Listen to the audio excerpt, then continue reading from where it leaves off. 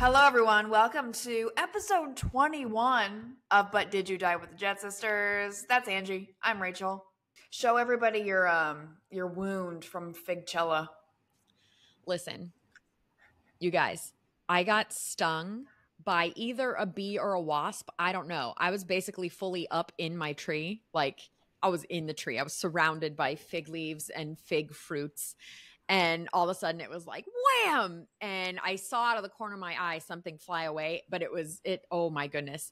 I was making quite the scene in the front yard. And then I threw up later. I'm not allergic to bees or wasps, but maybe I am. I don't know. Anyway, the point is being a fig farmer is a lot harder than you think it is, Rachel. So anyway, Figchella is still on. You still don't care about figs. You're so dumb. Going outside, you get stung by things. So I don't know. I wouldn't put that on the poor figs.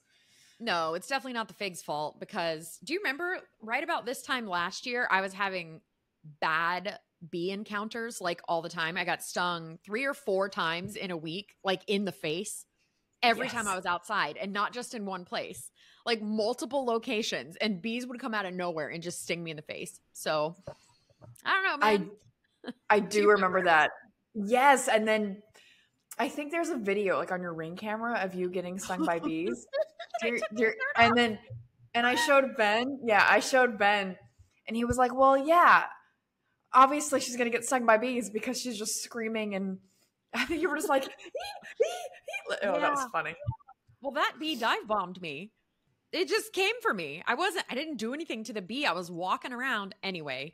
Needless to say, Figchella is still on. It's happening probably this week. I don't know. As I told my Figchella attendees, it depends on the crop. So they have to be ready at a moment's notice to show up for this 6 to 7 course fig-based dinner party. So you'll be seeing it on the internet, I'm sure, when it goes viral and you aren't there. I wanted to ask you if you have seen the Andrew McCarthy documentary yet. It's called Brats and it's on Hulu. Who is Andrew McCarthy? Yeah, that's kind of what I thought I would get out of you because you aren't even from the 80s. I was still a baby when the Brat Pack was happening, so I didn't really know what was up in real time. Do you know what the Brat Pack is? Yeah, like the Bratz dolls. This is what I expected out of you. No. I'm medium messing with you. Medium, but not really. I think anybody your age, like the young millennials, are like, what's a Brat Pack? So anyway, documentary on Hulu. It's about the Brat Pack, which was a designation given to this group of famous young actors that were like coming into their own in the early to mid 80s. And this journalist called them all the Brat Pack, and the name stuck. And so this documentary is Andrew McCarthy, who was one of the Brat Pack, kind of going around and talking to all these actors who were in that and like what being called that meant to their lives and to their careers. So it's kind of interesting. Have you ever seen any of like the Brat Pack movies, like 16 Candles or The Breakfast Club? Or have you not seen any of these movies at all? I have seen The Breakfast Club. But it was a little bit negative. Like, look, they're spoiled, they're bratty, they're famous, they're rich.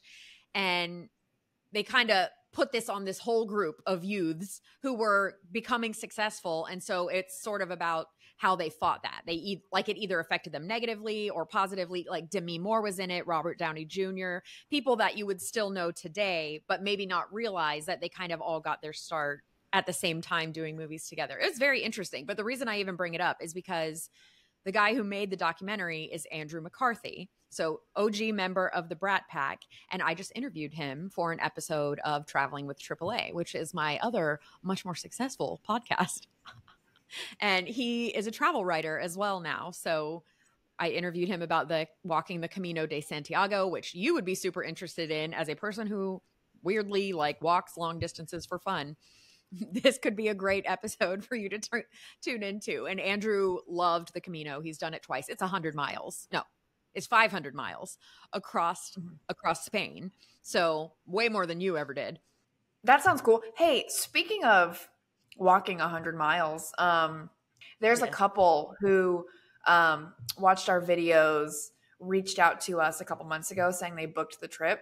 They're from Hawaii, and they invited me and Ben to stay at their Airbnb anytime. But they are currently walking the Cotswold Way. I think they're on day 6 right now, and they're posting on Instagram. And it's like the same exact itinerary we did.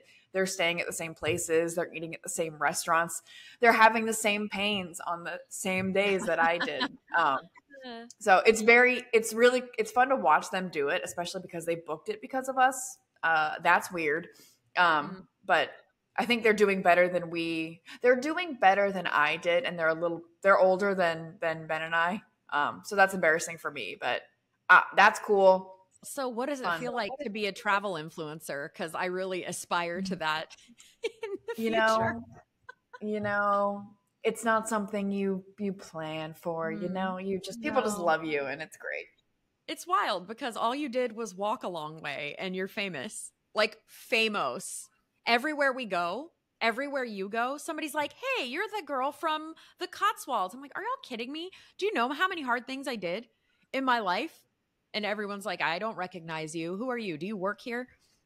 What hard things have you done? I traveled around the world alone, by the way. That's not hard. That's not hard. Okay. You do it. Nah, you gotta too easy for me. You gotta have been there. That's too easy for me. I prefer walking hills. I feel a challenge coming on. I feel around the world in a hot air balloon race kind of thing coming on with songs and maybe like an element of jewel heist. Yeah, I'm talking about the Chipmunk Adventure. Okay. Wait, to be honest, I haven't watched that movie in probably 20 years. There's a jewel heist in it? That's what the whole thing is about. It's like jewel smuggling. They're dropping off the jewels and they're dropping off the money in different places. Yeah, Klaus and Claudia convince the kids to go on a race, but really they're doing like smuggling. It's all connecting for me. It's all connecting for me as an adult. Oh, that's such a good movie. Yep. That literally like set the tone for my whole life with world travel. Truly, except the smuggling. I've never been like a jewel thief or like a money launderer, but the travel and singing, yes. Do you think those chipmunks all had passports just at the drop of a hat, or were they just avoiding border crossings because they were traveling via hot air balloon? I don't know. Also, people probably don't make chipmunks use passports. I don't know. They could talk, so it's all very confusing. Anyway, passport renewal now available online. That's big news in the travel world, because I don't know if you've ever tried to renew your passport, but it is the most painful administrative process you can go through. You have to send off your current one and hope that it doesn't get lost in the mail, get stolen, whatever, or that you don't have to travel last minute while you don't have your passport. The actual logistical planning of that, if you're a frequent traveler, like when are you going to have 8 to 12 weeks to just hope for the best, So then you have to pay to get it expedited. All that is still real, but they're making it where you can do it online now. They're rolling it out. So that's nice. Well, a fun thing to remember or learn for travelers is you can't actually travel 6 months before your passport expires, which so stupid. Really doesn't make sense. Just make it expire. Like it either expires when it expires or it doesn't. Like why? I hate that rule so much. It's a bad rule, and I feel like everyone learns about that the hard way when you go to get on a plane, and it's like, actually you can't, even though you're going on a trip for 2 weeks, your passport expires in 6 months, so you can't do anything you want to do. If you didn't learn that the hard way, hopefully you've learned something today, which is check your passport right now. Look at when it expires and just plan for that. But that's cool. Yeah, online. I love it. I hate doing forms and mailing the fun things. Thing is, Ben does it all. That must be nice. Of course, the fun thing about this is that it's not for everybody. So the news comes out like, oh, you can renew your passport online. And you're like, yeah. And then you go to do it and it ain't you. So to renew online, you have to meet very specific qualifications, including being at least 25 with a passport issued between 2009 and 2015. So there's already some specifics. And then it also must be set to expire within a year to be able to renew it online, which makes sense because why would you renew it like 7 years in advance? You can't do that. Depending on the country you're going to, and you really don't want to risk it. Like you said, 6 months. Some countries are really weird about it, some aren't, and nobody tells you until you're like ready to board the plane and they're like, "Oh no, not you. Your passport doesn't expire for 6 months, but you can't go on the trip you paid for." That's not ideal. I wonder how many people that happens to every day. It's got to be a pretty solidly large number. Absolutely. I was just watching a TikTok about a girl who her passport expired in 6 months, but her partners didn't, and they just didn't go on their trip. I would be so sad. I would be so mad. But now, hey, we've all learned something today. Hey, speaking of traveling and passports, we have a big American holiday coming up, which you don't need a passport for. But let's talk about the 4th of July and where you're going. Hold on. There's something happening to me. Oh, yeah, it's 1776. Sorry. It just, when I think about American history, I think about Hamilton, and that's what I did last year for 4th of July. I made everybody who came over watch Hamilton all day on a loop. That's great. That's a good tradition. Unpopular opinion that I have. I hate fireworks. I don't think fireworks should exist. They make your dog scared. And is it worth it? No. You're taking money and you're exploding it. Yeah. I have a similar feeling about fireworks. But I'm okay with once or twice a year. Like 4th of July, New Year's Eve, I'm okay with corporate displays of fireworks. Like, I'm okay with that. Patriotism, like celebrating, yes.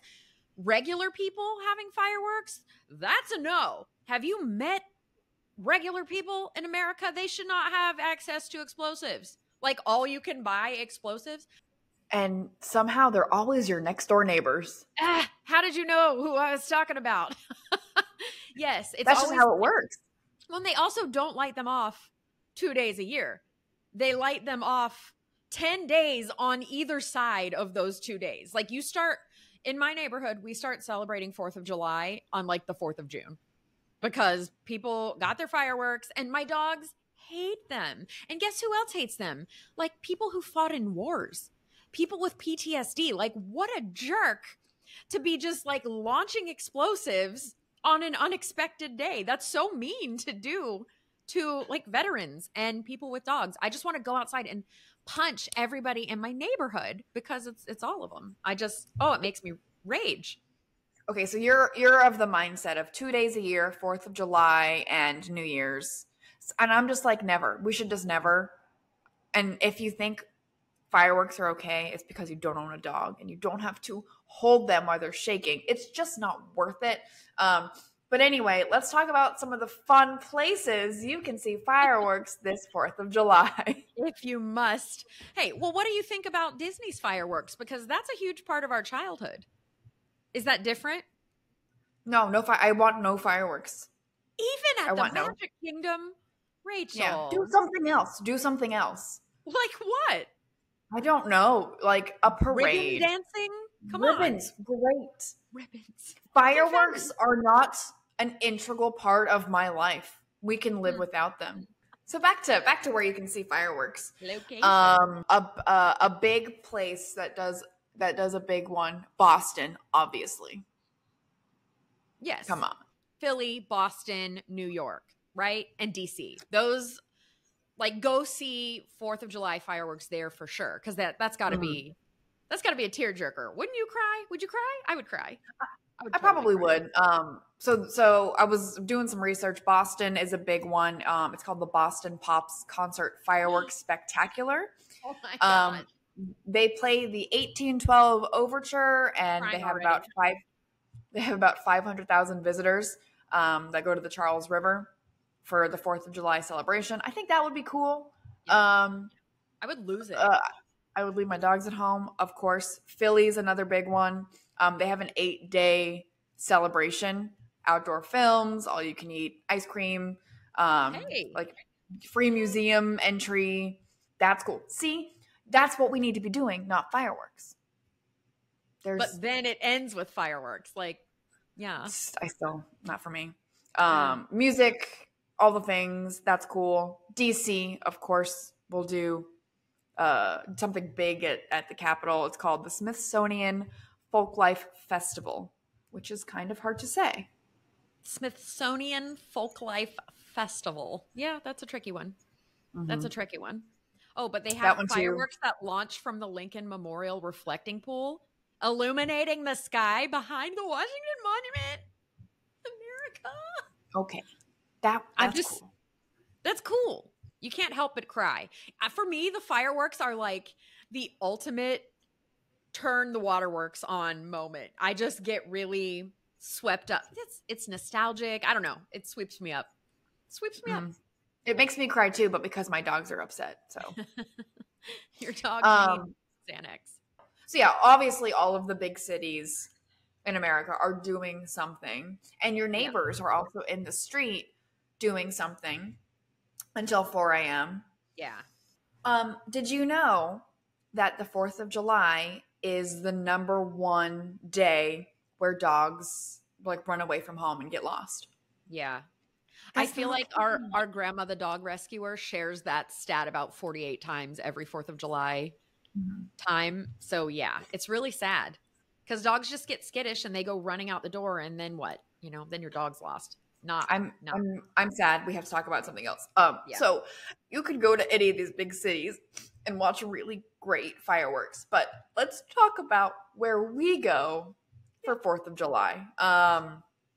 When we were young, we would drive to Wisconsin from Florida and do. That was a long drive. That was when Mom was scared to fly. So we wouldn't fly. We would have to drive. It takes 2 days. With 500 people in one tiny car, the dogs, just everything. That was fun. I kind of remember that. I was very young, so. Yeah. It was very I don't know if I remember the experience or if I remember the pictures I've seen. Yeah, I get that. The last time I remember going up there for 4th of July. So we should say our great grandma had a house on Lake Michigan, like corner lot on Lake Michigan. 2 blocks from that is this amazing 4th of July parade, and so small town and cute. So we would go up there as kids, as much as we could get away. But everybody would sit on Graham's lawn, which is such nice grass. Do you remember Graham's grass? Actually soft. And you could just watch the fireworks from Graham's house. And that was lovely. That was a really nice experience back in the day. And then if we weren't at the lake, if we weren't at Graham's on Lake Michigan, a lot of times we went to our lake house, which let me stop and explain what our lake house is. Don't get in your mind that it's like the 17-bedroom cabin overlooking this ain't Lake Tahoe. This is, it's small. I think we should call it like the Lake Shack. The Lake Shack is more appropriate. Right? Shack. On a very small lake, and the water used to be very low in the lake, and so the dock would jet out, but it was all sand. So you would walk on the dock to pass the end of the dock. It was just sand. Yeah. And so we would build sand castles and then put fireworks in the sand castles and they would explode. Yeah. That was fun. I liked that. That was actually, I enjoyed that. And I will say that's probably an exception for regular Joes having access to fireworks, because that is a great fireworks display on this little lake. Everybody who has a house on the lake goes crazy. I don't know how much money they spend on fireworks, but we are the beneficiaries, and we just go sit on the dock or sit in a raft or sit in a boat, whatever, and watch so many fireworks going off. And then you can just hear everybody like hooting and hollering all around the lake. It's a very small town and cute. I like that. The dogs also hate that. Yes, they do. And we stopped doing that for years. And was that because somebody was living in the lake? Something like that. Yeah. Yeah. So we stopped doing that forever and ever and ever. And then I started going to Ben's family's 4th of July tradition, which is in Tennessee. His grandparents live in, I want to call it Pikeville. It's where Fall Creek Falls State Park is. And so every year, the whole family comes up and they stay there, and we do fireworks. They live on a pond, so not like the You lake really where need a it's body all of happening. water. You need a body of Yeah. water in order to have a small town, nostalgic family 4th of July experience. Yeah. But that's a lot of fun because we'll all rent Airbnbs around town and just spend days together and go hiking and go to the waterfall. So we'll be doing that again this year, but we're bringing the dogs this time. So I'm nervous about that because I've never brought Nora there. I've brought Sheba once, but that'll be fun. But now y'all are going back to the lake house, the lake shack. Yes. Yeah, the Lake Shack is where it's at. It's an Airbnb now most of the time, and Mom always blocks it off, so whoever wants to go out, and by whoever, I mean whoever. A couple of years ago, there were like 40 people out there. Man, it is a 2-bedroom, tiny, itty-bitty shack. And I think, like I said, I think people are like, ooh, lake house, cool. Everybody's going to have a bedroom. Like, no, everybody's going to sleep on the ground. So yeah, those are our traditions. What are yours? I know half of you listening to this podcast are Ben's family, so I know what yours are, and I will see you in Tennessee. And the other half is our family, probably. So I'll see you guys at the Lake Shack. Anyway, if you're not related to us, what do you do for 4th of July? Drop it in the comments. I'd love to know. And I also want to know what you feel about fireworks. Do you feel the same? Like, are you for them? Are you not for them? It's okay. Everyone can have an opinion. Not everybody I'll can be just tell right. you you're wrong. Exactly. Well, it wouldn't be, but did you die without a disaster? And aside from like blowing off your hands because it's 4th of July and that's definitely going to happen no matter what. We do have one story from one past 4th of July that involves our brother, of course. And surprisingly, this time it's not explosives. You never know with him what the disaster is going to be. But it must have been a couple 4th of Julys ago, and he brought a boat, and he had a friend driving the boat. Like, he dropped the friend off at the, how do I say this in a fast way?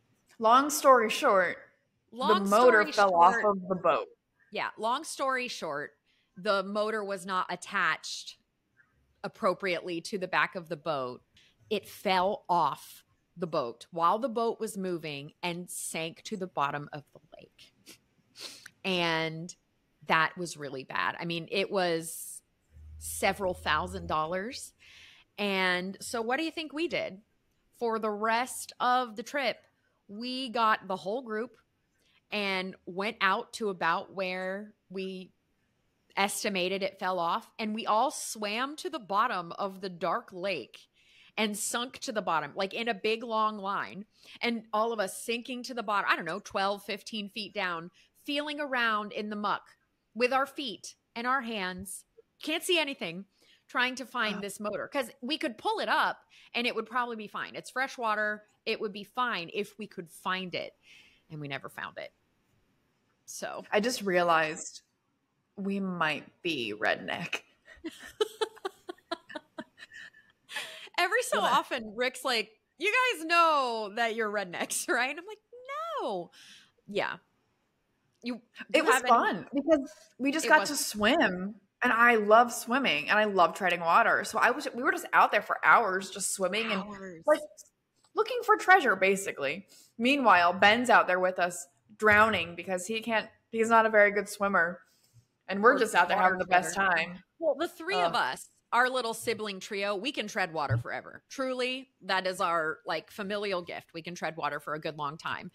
Even it did wear me out. And I think there was also this extra stress and adrenaline. It wasn't my engine. It meant nothing to me. And I was so stressed out about wasting money and having to replace it. And I didn't even have to replace it. It just gave me a lot of anxiety. And so I was very stressed out. And by the end of the day, I was like fully freaking out for no reason. I like couldn't sleep. It was a whole thing. And the person who had to replace the motor, nonplussed. Yeah, that was a rough adventure. And yeah, never found the motor And every so often, we laugh about it now, but then it was pretty stressful. Whoa. Anyway, travel tip. 4th of July, not a bad time to drug your dogs. Give them some anxiety medication. That's helpful. Yeah. All you have to do is call your vet and tell them your dog freaks out with noises, and they're usually pretty good about getting you a prescription. We've had to do that with our 5, and they're all just on the couch looking so, I don't even know, stoned on another planet, and they're all just chilling all together on one couch. It's so cute. Probably a good time to take group photos too. Put them in costumes or whatever, but that's no. The Christmas card. Don't torture them even more. Amazing. I know what we're doing this week because I'm driving up to I guess we're both driving to our parents' house and we're gonna have a dinner. So I'll see you on the weekend. Yeah, so we're going to visit our parents. You're going to Tennessee for 4th of July. Figchella is this week. So I'm in the weeds, chef. I'm the chef and the other guy. I'm all the guys. So this is my first time cooking a multi-course specialized dinner party. I hope it's good. I hope my guests aren't man, you're the worst. Because it will be the first and only Figchella. But we'll see. Well, you're not inviting Gordon Ramsay to your house, so I think it'll be fine. Have you met Evan? Evan has discerning taste buds. I can't say the things about Evan on this podcast that won't get flagged. Yeah. Sorry, so Evan. That's going to be fun. I'm very excited about it. And then, I don't know. I'd say I'd take some days off because it's a holiday, but I probably won't. I've got a speaking engagement in Puerto Rico the next week, so I have to make sure that stuff is all buttoned up and books to sign, and yeah, it's probably going to be a busy 4th of July around here. Well, we are definitely driving up for the 4th for a couple days. We usually camp in the Smokies, but because we'll have both dogs, we're not going to do that this time. And then when we get back, we are packing up the house and then moving to our real house. Your new house. That's exciting. Yeah. And hopefully. Terrifying a little bit. Yeah. As long as everything goes well, which it should. It's just such a long close. It feels like anything could happen. Well, that's always true. That's what my realtor always told me. She's like, you never know what's going to happen. I mean, up to closing day, things could change. So here's the very scary part. Our lease is up. So if anything goes wrong, we are screwed. Day, you have 4 days. Yeah. Well, you're fine. You've got places to go. You get a storage unit. You go stay. I am stressed. There's options. Well, I'm as stressed as I'm stressed. You're not stressed at all.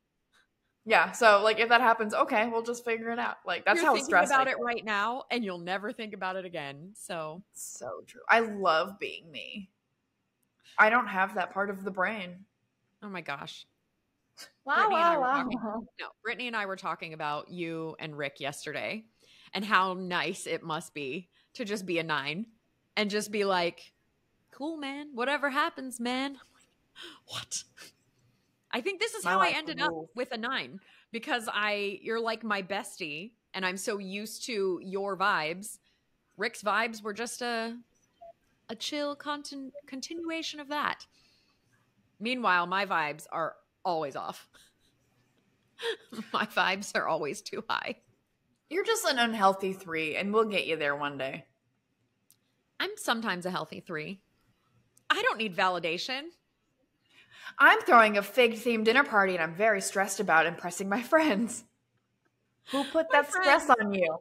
Who put that stress on you? I was thinking about that. I was thinking, why am I stressed out about a thing I invented that no one cares about? No. This is a many-day process with many steps and printing and menus and recipe research and testing and about 17 trips to the grocery store. A lot of Googling, what is this ingredient? I mean, what? You're crazy. But I love you, and other people don't. I'll send you a therapist's phone number. A 9 would go to a therapist. Stop. Why would I go to a therapist? I'm fine. There we go. Trust me, I already have like 5 of them on speed dial. All right. Unhinged sign-offs. I didn't think of anything.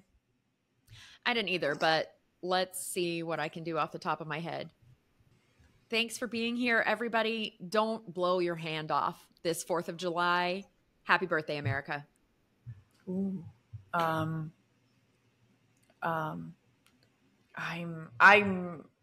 This is not, goodbye, everyone. I can't. Yeah, I didn't prepare. I'm sorry. And I won't stress about it. Hold on. You'll never think about it again. Pick something from Hamilton. Don't throw away your shot, America. I know. But also don't shoot your eye out. I mean, come on. What am I? Professional advertiser here? Can you stop talking so I can think about lyrics? Sorry, I'm on fire. I can't, man. Hey, everyone. Thanks for listening. Again, we love you very much. Literally, because you're our family. So have fun 4th of July. We will see you there. Until next time, don't blow your hand off. Goodbye.